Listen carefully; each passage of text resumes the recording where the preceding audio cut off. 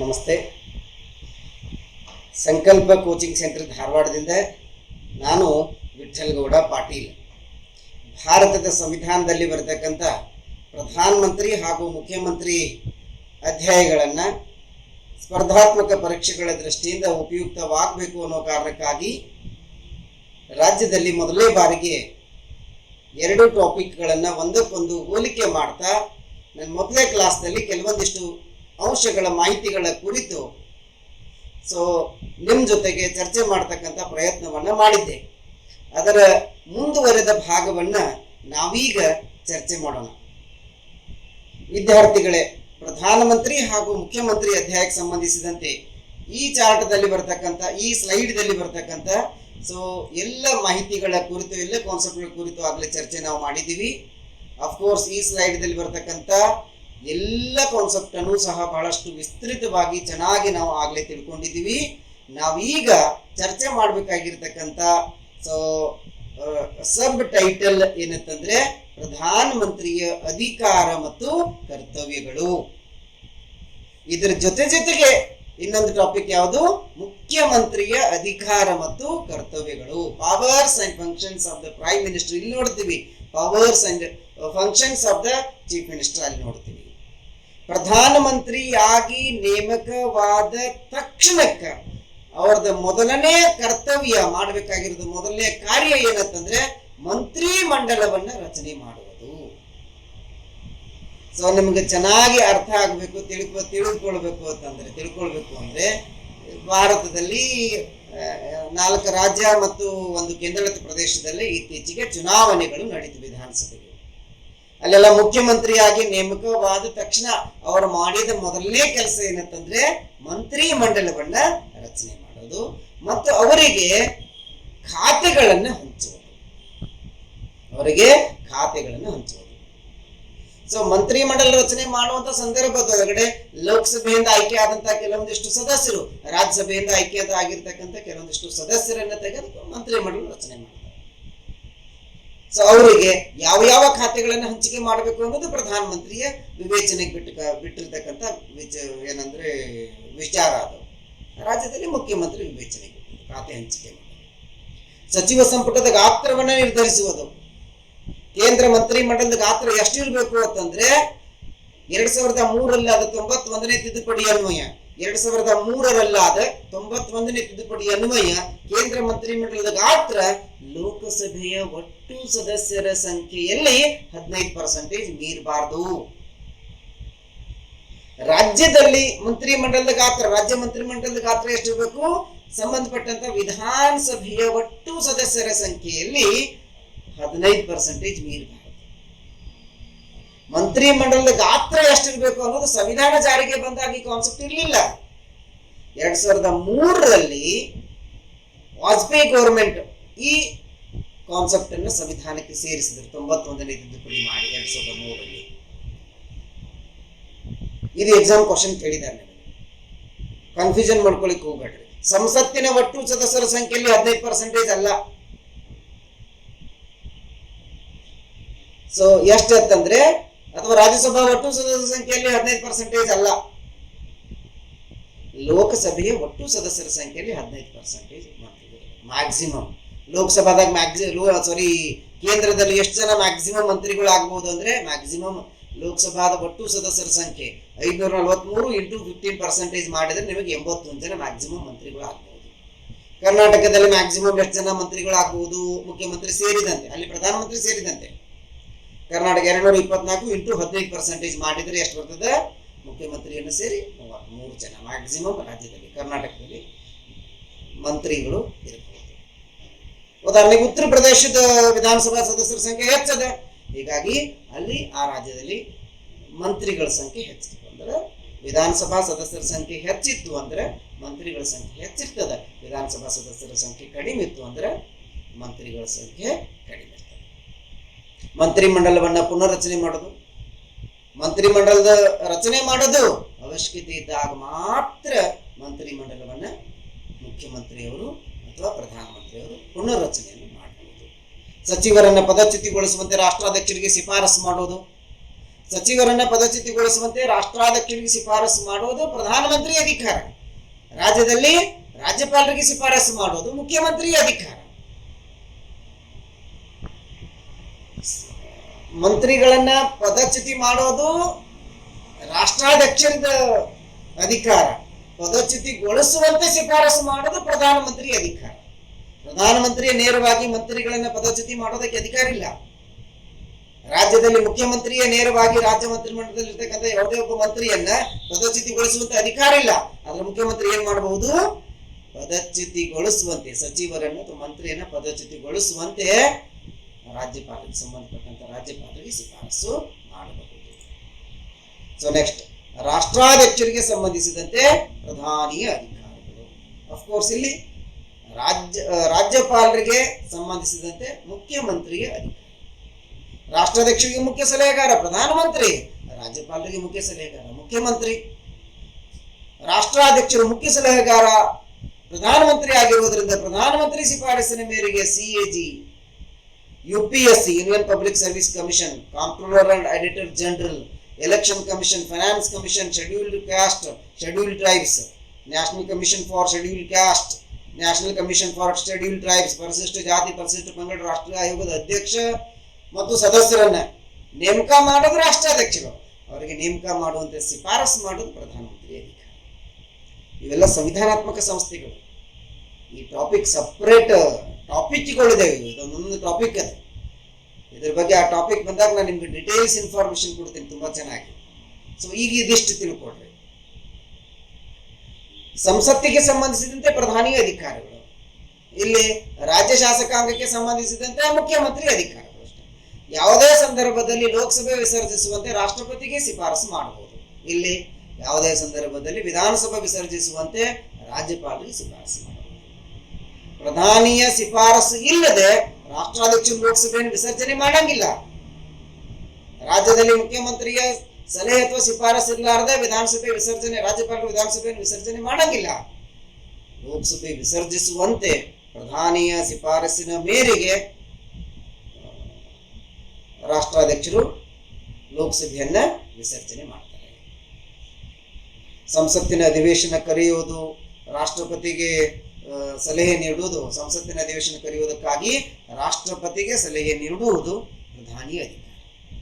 ರಾಜ್ಯ ಶಾಸಕಾಂಗದ ಅಧಿವೇಶನ ಕರೆಯುವುದು ರಾಷ್ಟ್ರಪತಿಗೆ ರಾಜ್ಯಪಾಲರಿಗೆ ಸಲಹೆ ನೀಡುವುದು ಮುಖ್ಯಮಂತ್ರಿ ಅಧಿಕಾರ.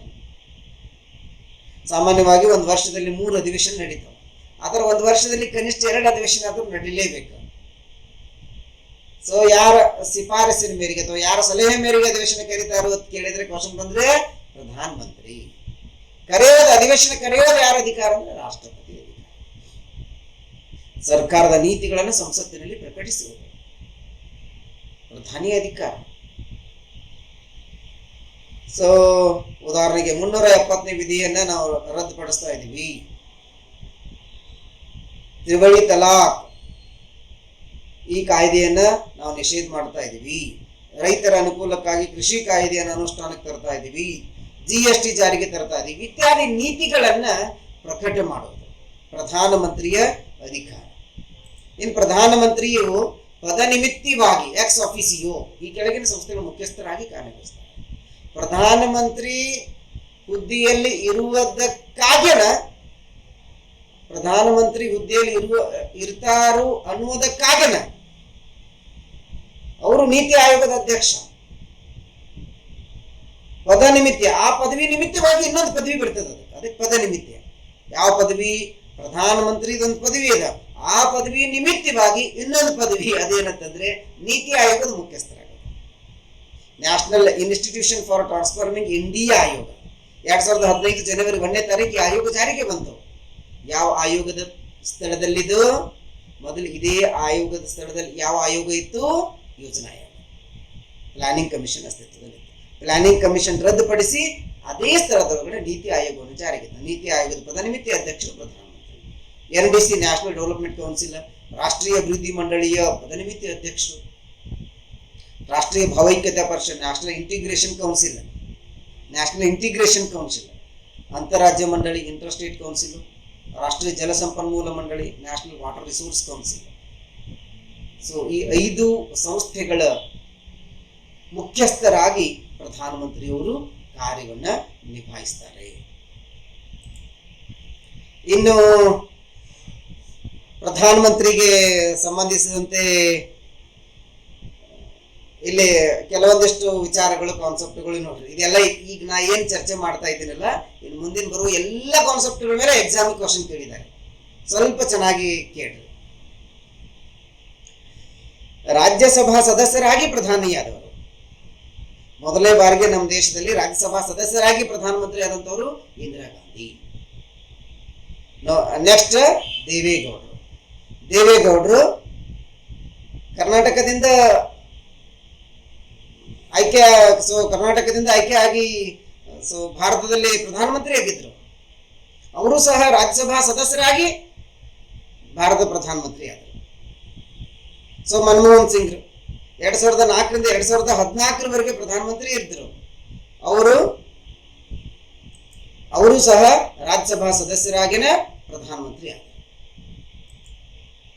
ಸೊ ಈ 3 ಜನ ರಾಜ್ಯಸಭಾ ಸದಸ್ಯರಾಗಿ ಪ್ರಧಾನಮಂತ್ರಿ. ಇಂಗ್ಲೆಂಡ್ದಲ್ಲಿ ಒಂದು ಕಾನ್ಸೆಪ್ಟ್ ಇದೆ, ಇಂಗ್ಲೆಂಡ್ದಲ್ಲಿ ಒಂದು ವ್ಯವಸ್ಥೆ ಜಾರಿಯಲ್ಲಿದೆ. ಇಂಗ್ಲೆಂಡಿನ ಪ್ರಧಾನಮಂತ್ರಿ ಆಗಬೇಕಾಗಿತ್ತಂದ್ರೆ ಅವರು ಕಡ್ಡಾಯವಾಗಿ ಕೆಳಮನೆಯ ಸದಸ್ಯರೇ ಆಗಿರ್ಬೇಕು. ಅಲ್ಲಿನ ಕೆಳಮನೆ, ಲೋವರ್ ಹೌಸ್ ಅಂತಂದ್ರೆ ಹೌಸ್ ಆಫ್ ಕಾಮನ್ಸ್, ಅಲ್ಲಿ 2 ಸದನಗಳು, ಹೌಸ್ ಆಫ್ ಕಾಮನ್ಸ್ ಮತ್ತು House of Lords. House of Lords ಅಂತಂದ್ರೆ ಮೇಲ್ಮನೆ, ಹೌಸ್ ಆಫ್ ಕಾಮನ್ಸ್ ಅಂದ್ರೆ ಕೆಳಮನೆ. ಇಂಗ್ಲೆಂಡಿನ ಪ್ರಧಾನಮಂತ್ರಿ ಆಗುವಂತ ವ್ಯಕ್ತಿ ಕಡ್ಡಾಯವಾಗಿ ಹೌಸ್ ಆಫ್ ಕಾಮನ್ಸ್ ನ ಸದಸ್ಯರೇ ಆಗಿರ್ಬೇಕು. ಬಟ್ ನಮ್ಮ ದೇಶದಲ್ಲಿ ಹಾಗಿಲ್ಲ.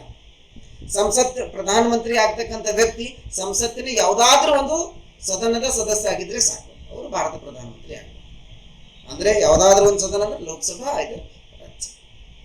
ಇನ್ನು ಭಾರತ ರತ್ನ ಪ್ರಶಸ್ತಿ ಪಡೆದ ಪ್ರಧಾನಮಂತ್ರಿಗಳು ಜವಾಹರ್ಲಾಲ್ ನೆಹರು, ಇಂದಿರಾ ಗಾಂಧಿ, ರಾಜೀವ್ ಗಾಂಧಿ. 3 ಜನರನ್ನು ಒಟ್ಟಿಗೆ ಒಂದೇ ಲೈನ್ ತಗೊಂಡು ನೆನ್ಪಿಟ್ಕೊಂಡ್ಬಿಟ್ಟು, ನೆಹರು, ಇಂದಿರಾ ಗಾಂಧಿ, ರಾಜೀವ್ ಗಾಂಧಿ. ನೆಕ್ಸ್ಟ್ ಮೊರಾರ್ಜಿ ದೇಸಾಯಿ, ಲಾಲ್ ಬಹದ್ದೂರ್ ಶಾಸ್ತ್ರಿ, ಅಟಲ್ ಬಿಹಾರಿ ವಾಜಪೇಯಿ. ಈ 3 ಜನ. ಆಮೇಲೆ ಗುಲ್ಜರ್ ಲಾಲ್ ನಂದಾ, ಇವರು ಹಂಗಾಮಿ ಪ್ರಧಾನಮಂತ್ರಿ ಆಗಿದ್ದರು, ಹಂಗಾಮಿ ಆಕ್ಟಿಂಗ್ ಪ್ರೈಮ್ ಮಿನಿಸ್ಟರ್ ಆಗಿದ್ದರು. ಸೊ ಇವ್ರು ಒಟ್ಟು 7 ಜನ ಭಾರತ ರತ್ನ ಪ್ರಶಸ್ತಿ ಪಡೆದಂತ ಪ್ರಧಾನಮಂತ್ರಿ. 6 ಜನ ಪ್ರಧಾನಮಂತ್ರಿಗಳು, ಒಬ್ರು ಹಂಗಾಮಿ ಪ್ರಧಾನಮಂತ್ರಿ. ಸ್ವಲ್ಪ ಚೆನ್ನಾಗಿ ನೆನಪಿನಲ್ಲಿ. ಭಾರತದಲ್ಲಿ ದೀರ್ಘಕಾಲದವರೆಗೆ ಪ್ರಧಾನಮಂತ್ರಿಯಾಗಿ ಕಾರ್ಯನಿರ್ವಹಿಸಿದಂತ ವ್ಯಕ್ತಿಗಳು ಯಾರಿದ್ದಾರೆ ಅಂದ್ರೆ, ಮೊದಲನೇದಾಗಿ ಪಂಡಿತ್ ಜವಾಹರ್ಲಾಲ್ ನೆಹರು, ಸುಮಾರು 16 ವರ್ಷ 286 ದಿನಗಳವರೆಗೆ ಭಾರತ ಪ್ರಧಾನಮಂತ್ರಿ ಆಗಿದ್ರು. ತದನಂತರ ಯಾರು ಬರ್ತಾರೆ ಅಂದ್ರೆ ಇಂದಿರಾ ಗಾಂಧಿ, 15 ವರ್ಷ 350 ದಿನಗಳವರೆಗೆ ಭಾರತ ಪ್ರಧಾನಮಂತ್ರಿಯಾಗಿ ಕಾರ್ಯನಿರ್ವಹಿಸಿದ್ದಾರೆ. ಅದಾದ ನಂತರ ಬರೋದು ಮನಮೋಹನ್ ಸಿಂಗ್, ಡಾಕ್ಟರ್ ಮನಮೋಹನ್ ಸಿಂಗ್, ಸುಮಾರು 10 ವರ್ಷಗಳ ಕಾಲ ಭಾರತ ಪ್ರಧಾನಮಂತ್ರಿ ಆಗಿದ್ದರು. ಸೊ ಅದರ ನಂತರ ಬರೋದು ಮೋದಿ. ಸೊ 2014ರಿಂದ ಇಲ್ಲಿವರೆಗೆ 2014ರಿಂದ ಇಲ್ಲಿ ತನಕ ನರೇಂದ್ರ ಮೋದಿ ಅವರೇ ಭಾರತ ಪ್ರಧಾನಮಂತ್ರಿಯಾಗಿ ಕಾರ್ಯನಿರ್ವಹಿಸ್ತಾ ಇದ್ದಾರೆ, ದೀರ್ಘಾವಧಿಯ ಪ್ರಧಾನಮಂತ್ರಿ. ಇನ್ನು ಮುಖ್ಯಮಂತ್ರಿಯಾಗಿ ಪ್ರಧಾನಮಂತ್ರಿ ಆದಂಥವ್ರು, ಇದು ಎಕ್ಸಾಮ್ ಕ್ವಶನ್ ಕೇಳಿದ್ದಾರೆ. ಇದನ್ನೆಲ್ಲ ನಿಮಗೆ ಚೆನ್ನಾಗಿ ನೆನಪಿಟ್ಬಿಡ್ರಿ. ಮೊರಾರ್ಜಿ ದೇಸಾಯಿ ಅವರು ಬಾಂಬೆ ಪ್ರಾಂತ್ಯ ಅಥವಾ ಮಹಾರಾಷ್ಟ್ರದ ಮುಖ್ಯಮಂತ್ರಿ ಆಗಿದ್ರು, ಆಮೇಲೆ ಭಾರತ ಪ್ರಧಾನಮಂತ್ರಿ ಆದರು. ಚರಣ್ ಸಿಂಗ್ ಉತ್ತರ ಪ್ರದೇಶದಲ್ಲಿ ಮುಖ್ಯಮಂತ್ರಿ ಆಗಿದ್ರು, ಆಮೇಲೆ ಭಾರತ ಪ್ರಧಾನಮಂತ್ರಿ ಆದರು. ವಿ.ಪಿ. ಸಿಂಗ್, ಪಿ.ವಿ. ನರಸಿಂಹರಾವ್ ದಕ್ಷಿಣ ಭಾರತದಿಂದ ಆಯ್ಕೆಯಾದ ಮೊದಲ ಪ್ರಧಾನಮಂತ್ರಿಯರು ಪಿ.ವಿ. ನರಸಿಂಹರಾವ್, ಆಂಧ್ರ ಪ್ರದೇಶದ ಮುಖ್ಯಮಂತ್ರಿ ಆಗಿದ್ದರು. ಆಮೇಲೆ ಎಚ್.ಡಿ. ದೇವೇಗೌಡ, ನರೇಂದ್ರ ಮೋದಿ. ಸೊ ಇವರೆಲ್ಲ ಮುಖ್ಯಮಂತ್ರಿಯಾಗಿ ಪ್ರಧಾನಮಂತ್ರಿ ಆದಂಥವ್ರು. 6 ಜನ ನೆನಪಿಟ್ಟುಕೊಂಡ್ರು. ಮೊರಾರ್ಜಿ ದೇಸಾಯಿ, ಚರಣ್ ಸಿಂಗ್. ನಾ ಪ್ರಧಾನಮಂತ್ರಿ ಕೋಡೋಟದಲ್ಲಿ ಕಡೆ ಹೇಳಿದ್ದೀನಿ ನೋಡ್ರಿ ನಿಮಗೆ, ಮಚ್ಚಾ ಅಂತ ಹೇಳಿ. So Morarji Desai, Charan Singh, VP. Singh, PV. Narasimha. ನೆನಪಿಟ್ಟುಕೊಂಡ್ರು. ವಿ.ಪಿ ಇದನ್ನ ಜಸ್ಟ್ ಉಲ್ಟಾ ಮಾಡ್ರಿ, ಪಿ ಈ ಕಡೆ ಹಾಕ್ರಿ, ಇಲ್ಲಿ ಹಾಕ್ರಿ, ಪಿ ಮೊದಲಿಗೆ ಹಾಕ್ರಿ. ಅವಾಗ ಏನಾಗ್ತದೆ, P V. Narasimha Rao. V P. Singh, P V. Narasimha Rao. ಈ 4 ಜನ ಗೊತ್ತಾದ್ರೆ ಇವರಿಬ್ಬರಂತೂ ನಿಮ್ಗೆ ಗೊತ್ತೇ ಇರ್ತಾರೆ, ದೇವೇಗೌಡರು ಮತ್ತು ನರೇಂದ್ರ. ಇವರು ಸಹ ಮುಖ್ಯಮಂತ್ರಿಯಾಗಿ ಪ್ರಧಾನಮಂತ್ರಿ. ಓಕೆ, ಮುಂದೋಗೋಣ. ನಿಮಗಿದು ಗೊತ್ತೇ? ಸೊ ನೋಡ್ರಿ, ತುಂಬಾ ಕುತೂಹಲ ಕೇಳಿಸ್ತಕ್ಕಂಥ ಕಾನ್ಸೆಪ್ಟ್ ಈಗ ನಿಮ್ಮೊಂದಿಗೆ ನಾನು ಚರ್ಚೆ ಮಾಡ್ತಾ ಇದ್ದೀನಿ. ಅತಿ ಹೆಚ್ಚು ಬಾರಿ ಪ್ರಧಾನಮಂತ್ರಿಯಾಗಿ ಪ್ರಮಾಣ ವಚನ ಸ್ವೀಕರಿಸಿದವರು ಯಾರು ಭಾರತದಲ್ಲಿ? ಜವಾಹರ್ಲಾಲ್ ನೆಹರು. 1947 ಮೊದಲೇ ಬಾರಿ, 52, 57, 62 4 ಬಾರಿ ಪ್ರಧಾನಮಂತ್ರಿಯಾಗಿ ಪ್ರಮಾಣ ವಚನ ಸ್ವೀಕಾರ ಮಾಡಿದವರು ಜವಾಹರ್ಲಾಲ್ ನೆಹರು ಅವರು. ಸೊ ಒಂದು ಪ್ರಶ್ನೆ ನಿಮಗೆ, 1947 ಪಂಡಿತ್ ಜವಾಹರ್ಲಾಲ್ ನೆಹರು ಅವರು ಪ್ರಧಾನಮಂತ್ರಿಯಾಗಿ ನೇಮಕವಾದಾಗ ಅವರಿಗೆ ಪ್ರಮಾಣ ವಚನ ಯಾರು ಬೋಧಿಸಿದರು? ಬಹಳಷ್ಟು ಜನ ಹೇಳ್ತಾರೆ ಡಾಕ್ಟರ್ ಬಾಬು ರಾಜೇಂದ್ರ ಪ್ರಸಾದ್ ರೀ ಅಂತ. ಬಾಬು ರಾಜೇಂದ್ರ ಪ್ರಸಾದ್ ಡಾಕ್ಟರ್ ಬಾಬು ರಾಜೇಂದ್ರ ಪ್ರಸಾದ್ ಅವಾಗ ರಾಷ್ಟ್ರಾಧ್ಯಕ್ಷ ಆಗಿರಲಿಲ್ಲ. ಮೊದಲೇ ಬಾರಿ ಅವರಿಗೆ ಪ್ರಮಾಣ ವಚನ ಯಾರು ಬೋಧಿಸಿದ್ರು ಅಂತಂದ್ರೆ ಲಾರ್ಡ್ ಮೌಂಟ್ ಬ್ಯಾಟನ್ ಅವರಿಂದ ಅವರು ಪ್ರಮಾಣ ವಚನವನ್ನು ತೆಗೆದರು. ಆಮೇಲೆ 52ರಲ್ಲಿ ಡಾಕ್ಟರ್ ರಾಜೇಂದ್ರ ಪ್ರಸಾದ್ರು, ಆಮೇಲೆ ಡಾಕ್ಟರ್ ರಾಜೇಂದ್ರ ಪ್ರಸಾದ್ರು 62ರಲ್ಲಿ ಸಹ ಎರಡು ಬಾರಿ ಹಂಗಾಮಿ ಪ್ರಧಾನಮಂತ್ರಿಯಾಗಿ ನೇಮಕಗೊಂಡ ಮೊದಲ ಮತ್ತು ಏಕೈಕ ವ್ಯಕ್ತಿ ಗುಜರ್ಲಾಲ್ ನಂದಾ. 2 ಬಾರಿ ಜವಾಹರ್ಲಾಲ್ ನೆಹರು ಅವರು ನಿಧನ ಹೊಂದಿದ್ರು, ಅವಾಗಲೂ ಹಂಗಾಮಿ ಪ್ರಧಾನಮಂತ್ರಿಯಾಗಿ ಗುಜರ್ಲಾಲ್ ನಂದಾ. ಆಮೇಲೆ ಲಾಲ್ ಬಹದ್ದೂರ್ ಶಾಸ್ತ್ರಿ ಅಚಾನಕ್ ನಿಧನ ಹೊಂದಿದ್ರು, ಅವಾಗಲೂ ಸಹ ಗುಜರ್ಲಾಲ್ ನಂದಾ ಹಂಗಾಮಿ ಪ್ರಧಾನಮಂತ್ರಿಯಾಗಿ ಕಾರ್ಯನಿರ್ವಹಿಸಿದರು. ಸೊ ಮಹಿಳಾ ಮೀಸಲಾತಿ ಮಸೂದೆ ಸ್ವಲ್ಪ ಚೆನ್ನಾಗಿ ಕೇಳ್ಕೊಳ್ರಿ. ಸಂಸತ್ತಿನಲ್ಲಿ ಅಂದ್ರೆ ಲೋಕಸಭಾ ರಾಜ್ಯಸಭಾದಲ್ಲಿ, ಲೋಕಸಭಾ ರಾಜ್ಯಸಭಾ ಒಟ್ಟು ಸ್ಥಾನಗಳ ಸಂಖ್ಯೆಯಲ್ಲಿ, ಸಂಸತ್ತಿನ ಒಟ್ಟು ಸ್ಥಾನಗಳ ಸಂಖ್ಯೆಯಲ್ಲಿ ಮಹಿಳೆಯರಿಗೂ ಸಹ 33% ಶೇಕಡಾ 33% ಮಹಿಳೆಯರಿಗೆ ಮೀಸಲಾತಿ ಕೊಡಬೇಕು ಅನ್ನುವುದಕ್ಕಾಗಿ ನಮ್ಮ ದೇಶದಲ್ಲಿ ಮೊದಲನೇ ಬಾರಿಗೆ ಮಹಿಳಾ ಮೀಸಲಾತಿ ಮಸೂದೆಯನ್ನ ದೇವೇಗೌಡರು ಪ್ರಧಾನಮಂತ್ರಿ ಆದಂತಹ ಸಂದರ್ಭದಲ್ಲಿ 1996ರಲ್ಲಿ ಸಂಸತ್ನಲ್ಲಿ ಮಂಡಿಸಲಾಯಿತು. ಇದು ಎಕ್ಸಾಮ್ ಕ್ವಶನ್ ಕೇಳಿದ್ದಾರೆ. ಅದನ್ನ ಮೊಟ್ಟ ಮೊದಲ ಬಾರಿಗೆ ಮಹಿಳಾ ಮೀಸಲಾತಿಯ ಮಸೂದೆಯನ್ನ ಈ ಕೆಳಗಿನ ಯಾವ ಪ್ರಧಾನಮಂತ್ರಿ ಕಾಲಾವಧಿಯಲ್ಲಿ ಮೊದಲೇ ಬಾರಿಗೆ ಮಂಡಿಸಲಾಯಿತು ಅಂತೇಳಿ ದೇವೇಗೌಡರು. ಅಂದ್ರೆ ಲೋಕಸಭಾ ರಾಜ್ಯಸಭೆಯ ಸ್ಥಾನಗಳಲ್ಲಿ ಚುನಾವಣೆಗಳಲ್ಲಿ ಒಟ್ಟು ಸ್ಥಾನಗಳಲ್ಲಿ ಚುನಾವಣೆ ನಡೀತಕ್ಕಂಥ ಸಂದರ್ಭದಲ್ಲಿ ಮಹಿಳೆಯರಿಗೆ 33% ಮೀಸಲಾತಿಯನ್ನ ಕೊಡಬೇಕು ಅಂತಕ್ಕಂಥ ಮೊದಲನೇ ಬಾರಿಗೆ ವುಮೆನ್ ರಿಸರ್ವೇಶನ್ ಬಿಲ್ ಅನ್ನ ದೇವೇಗೌಡರು ಪ್ರಧಾನಮಂತ್ರಿ ಕಾಲಾವಧಿಯಲ್ಲಿ 96ರಲ್ಲಿ ಮಂಡಿಸಲಾಯಿತು ಸಂಸತ್ತೊಳಗಡೆ. ವಿಶ್ವದ ಮೊದಲ ಮಹಿಳಾ ಪ್ರಧಾನಮಂತ್ರಿ ಸಿರಿಮಾವೋ ಬಂಡಾರನಾಯಕ ಶ್ರೀಲಂಕಾ.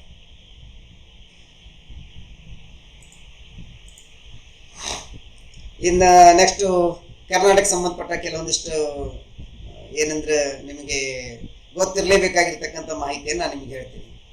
ಕರ್ನಾಟಕದಲ್ಲಿ ದೀರ್ಘಕಾಲದವರೆಗೆ ಮುಖ್ಯಮಂತ್ರಿಯಾಗಿ ಕಾರ್ಯನಿರ್ವಹಿಸಿದವರು ಯಾರು? ಬಹಳಷ್ಟು ಜನರಿಗೆ ವಿದ್ಯಾರ್ಥಿಗಳಿಗೆ ಕನ್ಫ್ಯೂಷನ್ ಅದೇ.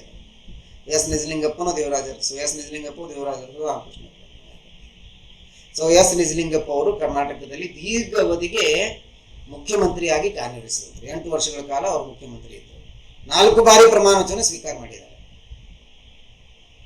ಸೊ ಪ್ರಮಾಣ ವಚನವನ್ನು ಸ್ವೀಕರಿಸಿದ್ದಾರೆ. ದೇವರಾಜ ಅರಸರು 2 ಬಾರಿ ಮುಖ್ಯಮಂತ್ರಿಯಾಗಿ ಪ್ರಮಾಣ ವಚನ ಸ್ವೀಕರಿಸಿದ್ದಾರೆ. ಅಂದ್ರೆ 7 ವರ್ಷದವರೆಗೆ ಕರ್ನಾಟಕದ ಮುಖ್ಯಮಂತ್ರಿಯಾಗಿ ಕಾರ್ಯನಿರ್ವಹಿಸಿದ್ದಾರೆ. ಅಂದ್ರೆ ಎಸ್ ನಿಜಲಿಂಗಪ್ಪರ ನಂತರ ಬರೋದು ದೇವರಾಜ ಅರಸರು, ರಾಮಕೃಷ್ಣ ಹೆಗಡೆ. 3 ಬಾರಿ ಕರ್ನಾಟಕದಲ್ಲಿ 3 ಬಾರಿ ಮುಖ್ಯಮಂತ್ರಿಯಾಗಿ ಪ್ರಮಾಣ ವಚನ ಸ್ವೀಕರಿಸಿದ್ದಾರೆ. ಅದು ಸತತವಾಗಿ ನಿರಂತರವಾಗಿ. ಇದು ಎಕ್ಸಾಮ್ ಕ್ವಶನ್ ಕೇಳಿದ್ದಾರೆ. ಈ ಕೆಳಗಿನ ಯಾರು ನಿರಂತರವಾಗಿ ಕರ್ನಾಟಕದಲ್ಲಿ 3 ಬಾರಿಗೆ ಮುಖ್ಯಮಂತ್ರಿಯಾಗಿ ಪ್ರಮಾಣ ವಚನ ಸ್ವೀಕಾರ ಮಾಡಿದವರು ಯಾರು ಅಂತೇಳಿ? ರಾಮಕೃಷ್ಣ ಹೆಗಡೆ ಅವರು ಸಹ 5 ವರ್ಷಗಳ ಕಾಲ ಪ್ರಧಾನಮಂತ್ರಿ ಆಗಿದ್ದರು. BS ಯಡಿಯೂರಪ್ಪ ಅವರು 4 ಬಾರಿ ಮುಖ್ಯಮಂತ್ರಿಯಾಗಿ ಪ್ರಮಾಣ ವಚನ ಸ್ವೀಕರಿಸಿದರು. ಮೊದಲೇ ಬಾರಿ ಪ್ರಮಾಣ ವಚನ ಅವರು 7 ದಿನಗಳ ಕಾಲ ಮುಖ್ಯಮಂತ್ರಿ ಇದ್ದರು. ಆಮೇಲೆ 2 ವರ್ಷಗಳ ಕಾಲ ಮುಖ್ಯಮಂತ್ರಿ ಆಗಿದ್ದರು. ಆಮೇಲೆ 2 ದಿನಗಳ ಕಾಲ ಮುಖ್ಯಮಂತ್ರಿ ಆಗಿದ್ದರು. ಈಗ ಪ್ರಸ್ತುತ ಅವರೇ ಮುಖ್ಯಮಂತ್ರಿಯಾಗಿ ಕರ್ನಾಟಕದ ಮುಖ್ಯಮಂತ್ರಿಯಾಗಿ ಕಾರ್ಯನಿರ್ವಹಿಸಿದರು BS ಯಡಿಯೂರಪ್ಪ. ಇಲ್ಲೊಂದಿಷ್ಟು ನೋಡ್ರಿ, ರಾಜ್ಯ ಶಾಸಕಾಂಗದ ಸದಸ್ಯರಲ್ಲದಿದ್ದರೂ ಮುಖ್ಯಮಂತ್ರಿಯಾಗಿ ಅಧಿಕಾರ ವಹಿಸಿಕೊಂಡವರು. ಕರ್ನಾಟಕಕ್ಕೆ ಸಂಬಂಧಪಟ್ಟಂಗೆ ಮಾಹಿತಿ ನಾನು ಹೇಳ್ತಾ ಇದ್ದೀನಿ. ಮತ್ತೆ ನಿಮಗೆ ವಿಧಾನ ಪರಿಷತ್ ಸದಸ್ಯರಲ್ಲದಿದ್ದರು, ರಾಜ್ಯ ಶಾಸಕ ಸದಸ್ಯರಲ್ಲದಿದ್ದರು ಮುಖ್ಯಮಂತ್ರಿಯಾಗಿ ಅಧಿಕಾರ ವಹಿಸಿಕೊಂಡ್ರು. ಅಂದ್ರೆ ದೇವರಾಜ ಅರಸರು ಮುಖ್ಯಮಂತ್ರಿ ಆದಂತ ಸಂದರ್ಭದಲ್ಲಿ ಅವರು ಯಾವುದೇ ಸದನ ಸದಸ್ಯರಾಗಿರ್ಲಿಲ್ಲ, ಅದರ ಮುಖ್ಯಮಂತ್ರಿ ಆಗಿದ್ದರು. ಆಮೇಲೆ ಅವರು ವಿಧಾನಸಭಾ ಸದಸ್ಯತ್ವವನ್ನು ಪಡೆದುಕೊಂಡರು. ಕರ್ನಾಟಕದಲ್ಲಿ ವಿಧಾನ ಪರಿಷತ್ ಸದಸ್ಯರಾಗಿ ಮುಖ್ಯಮಂತ್ರಿ ಆದಂತ ಮೊದಲಿಗೆ ಯಾರು ಅಂತಂದ್ರೆ ಡಿ.ವಿ. ಸದಾನಂದ ಗೌಡ. ಡಿ.ವಿ. ಸದಾನಂದ ಗೌಡ ಮುಖ್ಯಮಂತ್ರಿ ಆದಂತ ಸಂದರ್ಭದಲ್ಲಿ, ಕರ್ನಾಟಕದಲ್ಲಿ ಮುಖ್ಯಮಂತ್ರಿ ಸಂದರ್ಭದಲ್ಲಿ ಅವ್ರು ಲೋಕಸಭಾ ಸದಸ್ಯರಿದ್ದರು. ಮುಖ್ಯಮಂತ್ರಿ ಆದ್ಮೇಲೆ ಅವರು ಆಮೇಲೆ ಲೋಕಸಭಾ ಸದಸ್ಯರಿಗೆ ರಿಸೈನ್ ಮಾಡಿದ್ರು. ಆಮೇಲೆ ವಿಧಾನ ಪರಿಷತ್ತಿನ ಸದಸ್ಯರಾಗಿ ಆಯ್ಕೆ ಆದರು. ಆಮೇಲೆ ಕರ್ನಾಟಕದ ಮುಖ್ಯಮಂತ್ರಿ ಆಗಿ ಮೊದಲು, ಅಂದ್ರೆ ಕರ್ನಾಟಕದಲ್ಲಿ ಮೊಟ್ಟ ಮೊದಲ ಬಾರಿಗೆ ವಿಧಾನ ಪರಿಷತ್ತಿನ ಸದಸ್ಯರಾಗಿ ಮುಖ್ಯಮಂತ್ರಿ ಆದಂತವ್ರು ಯಾರು ಅಂದ್ರೆ ಡಿ.ವಿ. ಸದಾನಂದ ಗೌಡ. ಕರ್ನಾಟಕದಲ್ಲಿ ಯಾವುದೇ ಸದನದ ಸದಸ್ಯನಲ್ಲದಿದ್ದರೂ ಮುಖ್ಯಮಂತ್ರಿಯಾಗಿ ಅಧಿಕಾರ ವಹಿಸಿಕೊಂಡವರು ಯಾರು ಅಂತ ಕೇಳಿದ್ರೆ ದೇವರಾಜ ಅರಸು. ಇನ್ನೊಂದು ನೋಡಿ, ವೀರೇಂದ್ರ ಪಾಟೀಲ್ ಮುಖ್ಯಮಂತ್ರಿ ಆದಂತಹ ಸಂದರ್ಭದಲ್ಲಿ 1971ರಲ್ಲಿ ಮೊದಲ ಬಾರಿಗೆ ಕರ್ನಾಟಕದಲ್ಲಿ ರಾಷ್ಟ್ರಪತಿ ಆಳ್ವಿಕೆಯನ್ನು ಹೇರಲಾಯಿತು. ರಾಷ್ಟ್ರಪತಿ ಆಳ್ವಿಕೆ ಯಾವ ಮುಖ್ಯಮಂತ್ರಿ ಕಾಲಾವಧಿ? ವೀರೇಂದ್ರ ಪಾಟೀಲ್ ಮುಖ್ಯಮಂತ್ರಿ ಕಾಲಾವಧಿ ಮೊದಲನೇ ಬಾರಿ, ಅಂದ್ರೆ 1971ರಲ್ಲಿ ಮೊದಲನೇ ಬಾರಿ ರಾಷ್ಟ್ರಪತಿ ಆಳ್ವಿಕೆಯನ್ನು ಕರ್ನಾಟಕದಲ್ಲಿ ಹೇರಲಾಯಿತು. ಇದು ಎಕ್ಸಾಮ್ ಕ್ವಶನ್ ಕೇಳಿದ್ದಾರೆ. ಕರ್ನಾಟಕದಲ್ಲಿ ಇಲ್ಲಿವರೆಗೆ ಒಟ್ಟು 6 ಬಾರಿ ಪ್ರೆಸಿಡೆಂಟ್ ರೂಲ್ ಅನ್ನು ಹೇರಲಾಗಿದೆ. 6 ಬಾರಿ ರಾಷ್ಟ್ರಪತಿ ಆಳ್ವಿಕೆ 6 ಬಾರಿ ಹೇಳಲಾಗಿದೆ. ರಾಷ್ಟ್ರಪತಿ ಆಳ್ವಿಕೆ ಪ್ರೆಸಿಡೆಂಟ್ ರೂಲ್ ಒಂದು ಟಾಪಿಕ್ ಅದ, ಎಮರ್ಜೆನ್ಸಿಯಲ್ಲಿ ಬರ್ತದ, ನಾನು ಹೇಳ್ತೀನಿ. ಇನ್ನು ಲಕ್ಷ್ಮಣ್ ಸವದಿ ಪ್ರಸ್ತುತ ಕರ್ನಾಟಕದ ಉಪಮುಖ್ಯಮಂತ್ರಿ. ಅವರು ಉಪಮುಖ್ಯಮಂತ್ರಿ ಆದಂತಹ ಸಂದರ್ಭದಲ್ಲಿ ರಾಜ್ಯ ಶಾಸಕಾಂಗದ ಯಾವುದೇ ಸದನದ ಸದಸ್ಯರಾಗಿರಲಿಲ್ಲ. ಅವರು ಉಪಮುಖ್ಯಮಂತ್ರಿ ಆದರು. ಇದು ಮಂತ್ರಿಮಂಡಲ ಬಂದಾಗ ನಾನು ನಿಮ್ಗೆ ಚೆನ್ನಾಗಿ ಡಿಸ್ಕಷನ್ ಮಾಡ್ತೀನಿ. ಯಾವುದೇ ಸದನದ ಸದಸ್ಯರಲ್ಲದಿದ್ದರೂ ಪ್ರಧಾನಮಂತ್ರಿ ಆಗಬಹುದೇ ಅಂತ ಒಂದು ಕಾನ್ಸೆಪ್ಟ್ ಬರ್ತದೆ, ಅಥವಾ ಯಾವುದೇ ಸದನದ ಸದಸ್ಯರಲ್ಲದಿದ್ದರೂ ಮಂತ್ರಿ ಆಗಬಹುದೇ ಅಂತ ಬರ್ತದೆ. 1997ರ ಸುಪ್ರೀಂ ಕೋರ್ಟಿನ ತೀರ್ಪಿನ ಅನ್ವಯ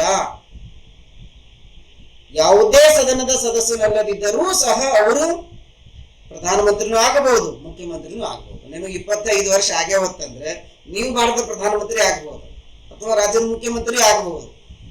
ಆದ್ರೆ 6 ತಿಂಗಳೊಳಗಾಗಿ ಯಾವುದಾದ್ರೂ ಒಂದು ಸದನದ ಸದಸ್ಯತ್ವ ನೀವು ಪಡೆದುಕೊಳ್ಬೇಕು. ಯಾವುದಾದ್ರೂ ಒಂದು ಸದನದ ಸದಸ್ಯತ್ವ ನೀವು ಪಡೆದುಕೊಳ್ಬೇಕು. ಸದಸ್ಯತ್ವ ಪಡೆದುಕೊಂಡ ತಕ್ಷಣ ನೀವು ಮುಖ್ಯಮಂತ್ರಿ ಆಗಿ ಮುಂದುವರಿತೀರಿ ಅಂತಲ್ಲ. ರಾಜ್ಯದಲ್ಲಿ ವಿಧಾನಸಭೆಯಲ್ಲಿ ನಿಮಗೆ ಮೆಜಾರಿಟಿ ಇರಬೇಕು. ಒಟ್ಟು ಸದಸ್ಯರ ಸಂಖ್ಯೆಯಲ್ಲಿ ಅರ್ಧಕ್ಕಿಂತ ಹೆಚ್ಚು ಜನ ನಿಮಗೆ ಬೆಂಬಲ ಇರಬೇಕು. ಉದಾಹರಣೆಗೆ ಕೇಂದ್ರದಲ್ಲಿ 543 ಜನ ಇದ್ದಾರೆ ಅಂತಂದ್ರೆ ಅದರಲ್ಲಿ 273 ಪ್ಲಸ್ ಲೋಕಸಭಾ ಸದಸ್ಯರು ನಿಮಗೆ ಬೆಂಬಲ ಇರಬೇಕು. ಅಂದಾಗ ಮಾತ್ರ ನೀವು ಪ್ರಧಾನಮಂತ್ರಿಯಾಗಿ ಮುಂದುವರಿತೀರಿ. ಓಕೆ, ಒಟ್ಟೆ ಸದನದ ಸದಸ್ಯರಲ್ಲದಿದ್ದವರು ಪ್ರಧಾನಮಂತ್ರಿ ಆಗಬಹುದಾ, ಮುಖ್ಯಮಂತ್ರಿ ಆಗಬಹುದಾ, ಮಂತ್ರಿ ಆಗಬಹುದಾ ಅಂತಂದ್ರೆ ಆಗಬಹುದು. ಅವರ ನೇಮಕವಾದ್ದರಿಂದ 6 ತಿಂಗಳೊಳಗಾಗಿ ಯಾವುದಾದ್ರೂ ಒಂದು ಸದಸ್ಯತ್ವವನ್ನು ಪಡೆದುಕೊಳ್ಳಬಹುದು. ಸೊ ಇನ್ನೊಂದಿಷ್ಟು ಕಾನ್ಸೆಪ್ಟ್ ನೋಡ್ರಿ. ಸ್ವತಂತ್ರ ಭಾರತದ ಮೊದಲ ಮಹಿಳಾ ಮುಖ್ಯಮಂತ್ರಿ ಯಾರು? ಸುಚೇತಾ ಕೃಪಲಾನಿ. ಉತ್ತರ ಪ್ರದೇಶದ ಮುಖ್ಯಮಂತ್ರಿ ಆಗಿದ್ರು 63ರಿಂದ 67ರವರೆಗೆ. ಅತಿ ದೀರ್ಘ ಕಾಲದವರೆಗೆ ಭಾರತ ರಾಜ್ಯವೊಂದರ ಮುಖ್ಯಮಂತ್ರಿಯಾಗಿ ಕಾರ್ಯನಿರ್ವಹಿಸಿದವರು ಯಾರು ಅಂತ ಕ್ವಶನ್ ಬರ್ತದೆ. ಪವನ್ ಕುಮಾರ್ ಚಾಮ್ಲಿಂಗ್. ಸಿಕ್ಕಿಂ ರಾಜ್ಯದ ಮುಖ್ಯಮಂತ್ರಿ ಆಗಿದ್ರು ಇವರು ಪವನ್ ಕುಮಾರ್ ಚಾಮ್ಲಿಂಗ್. ಸುಮಾರು 24 ವರ್ಷ 137 ದಿನಗಳವರೆಗೆ ಇವರು ಸಿಕ್ಕಿಂ ರಾಜ್ಯದ ಮುಖ್ಯಮಂತ್ರಿ ಆಗಿದ್ರು. 24 ವರ್ಷ. ಬಹಳಷ್ಟು ಜನರಿಗೆ ಇದು ಕನ್ಫ್ಯೂಷನ್ ಇದೆ. ಅತಿ ದೀರ್ಘ ಕಾಲದವರೆಗೆ ಮುಖ್ಯಮಂತ್ರಿಯಾಗಿ ಕಾರ್ಯನಿರ್ವಹಿಸಿದವರು ಯಾರು? ಜ್ಯೋತಿ ಬಸು ಅಂತ ಹೇಳ್ತಾರೆ. ಜ್ಯೋತಿ ಬಸು 23 ವರ್ಷ. ಇನ್ನು ಕೆಲವೊಂದಿಷ್ಟು ದಿನಗಳ ಕಾಲದವರೆಗೆ ಅವ್ರು ಕಾರ್ಯನಿರ್ವಹಿಸಿದ್ರು. ಅವ್ರು 23 ವರ್ಷ, ಇವ್ರದ್ದು 24 ವರ್ಷ. ಪವನ್ ಕುಮಾರ್ ಚಾಮ್ಲಿಂಗ್ ನೆನಪಿಟ್ಕೊಳ್ಳಿ. ಕೇರಳದ ಮುಖ್ಯಮಂತ್ರಿಯಾಗಿದ್ದ EMS ನಂಬೂದಿರಿಪಾದ್ ಇವರು ಭಾರತದ ಮೊದಲ ಕಾಂಗ್ರೆಸ್ಸೇತರ ಮುಖ್ಯಮಂತ್ರಿ. ಭಾರತದ ಮೊದಲ ಕಾಂಗ್ರೆಸ್ಸೇತರ ಪ್ರಧಾನಮಂತ್ರಿ ಯಾರು ಅಂತ ಕೇಳಿದ್ರೆ ಮೊರಾರ್ಜಿ ದೇಸಾಯಿ ಅವರು. ಕಾಂಗ್ರೆಸ್ ಭಾರತದ ರಾಜ್ಯವೊಂದರ ಮೊದಲ ಕಾಂಗ್ರೆಸ್ಸೇತರ ಮುಖ್ಯಮಂತ್ರಿ ಅಂದ್ರೆ EMS ನಂಬೂದಿರಿಪಾದ್ ಕೇರಳದ ಮುಖ್ಯಮಂತ್ರಿ ಆಗಿದೆ. ಇಲ್ಲೊಂದಿಷ್ಟು ನೋಡ್ರಿ ನಾವು ಸ್ವಲ್ಪ. ಕರ್ನಾಟಕದ ಮಂಡ್ಯ ಜಿಲ್ಲೆಯಲ್ಲಿ ಜನಿಸಿ ನಂತರ ತಮಿಳುನಾಡಿನ ಮುಖ್ಯಮಂತ್ರಿ ಆಗಿ ಕಾರ್ಯನಿರ್ವಹಿಸಿದವರು ಯಾರು? ಜಯಲಲಿತಾ ಅವರು. ಸೊ ಮಂಡ್ಯ ಜಿಲ್ಲೆಯಲ್ಲಿ ಜನಿಸಿ ನಂತರ ತಮಿಳುನಾಡಿನ ಮುಖ್ಯಮಂತ್ರಿ ಆಗಿ ಕಾರ್ಯನಿರ್ವಹಿಸಿದವರು ಜಯಲಲಿತಾ. ಸಿನಿಮಾದ ನಟರಾಗಿ ಮೊದಲ ಬಾರಿಗೆ ಭಾರತ ರಾಜ್ಯವೊಂದರ ಮುಖ್ಯಮಂತ್ರಿ ಆದಂತವ್ರು ಯಾರು? MG ರಾಮಚಂದ್ರನ್. ಸೊ ಇವರು ಸಹ ತಮಿಳುನಾಡಿನ ಮುಖ್ಯಮಂತ್ರಿ ಆಗಿ ಸಿನಿಮಾದ ನಟರಾಗಿ ಭಾರತದ ಮುಖ್ಯಮಂತ್ರಿ ಆದಂತವರು MG ರಾಮಚಂದ್ರನ್. ಇನ್ನು ಪ್ರಧಾನಮಂತ್ರಿ ಕಚೇರಿ 1947ರಲ್ಲಿ ಇದು ಅಸ್ತಿತ್ವಕ್ಕೆ ಬಂತು. 1947ರಲ್ಲಿ ಪ್ರಧಾನಮಂತ್ರಿ ಕಾರ್ಯಾಲಯ ಅಸ್ತಿತ್ವದಲ್ಲಿ ಬಂತು.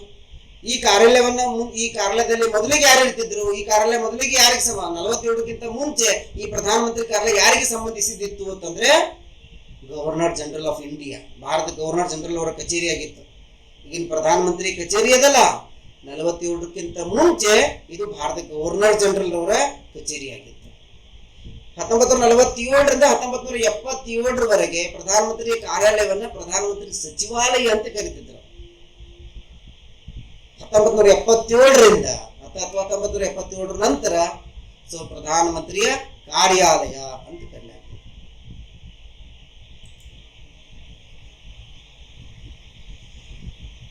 ಪ್ರಧಾನಮಂತ್ರಿಗಳು ಯಾರ್ಯಾರು ಭಾರತ ಪ್ರಧಾನಮಂತ್ರಿಗಳಾಗಿ ಕಾರ್ಯನಿರ್ವಹಿಸಿದ್ದಾರೆ ಅಂತಕ್ಕಂಥದ್ದು. ಇದಕ್ಕೆ ಸಂಬಂಧಿಸಿದಂತೆ ನಾನು ನಿಮಗೆ ಆಲ್ರೆಡಿ ಒಂದು ಕೋಡ್ ಅನ್ನ ಹೇಳಿದ್ದೀನಿ ಕ್ಲಾಸ್ ಒಳಗಡೆ. ಕ್ಲಾಸದೊಳಗಡೆ ಇದರದ್ದು ಕೋಡ್ ವರ್ಡ್ ನಾನು ನಿಮ್ಗೆ ತುಂಬಾ ಚೆನ್ನಾಗಿ ನೆನಪಿಟ್ಕೊಳ್ಬೇಕು ಅನ್ನೋ ದೃಷ್ಟಿಯಿಂದ ನಾನು ಕೋಡ್ ವರ್ಡ್ ಹೇಳಿದ್ದೆ. ಅದನ್ನ ನೀವು ನೆನಪು ಮಾಡಿಕೊಳ್ಳಿ, ಯಾರ್ಯಾರು ಭಾರತ ಪ್ರಧಾನಮಂತ್ರಿಗಳಾಗಿದ್ರು ಅಂತ ಹೇಳಿ.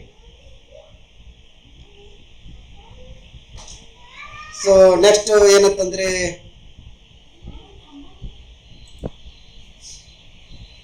ಭಾರತ ಪ್ರಧಾನಮಂತ್ರಿಗಳು ನರೇಂದ್ರ ಮೋದಿ ಅವರು 2014ರವರೆಗೆ ಭಾರತ ಪ್ರಧಾನಮಂತ್ರಿಗಳಾಗಿ ಕಾರ್ಯನಿರ್ವಹಿಸಿದ್ದಾರೆ.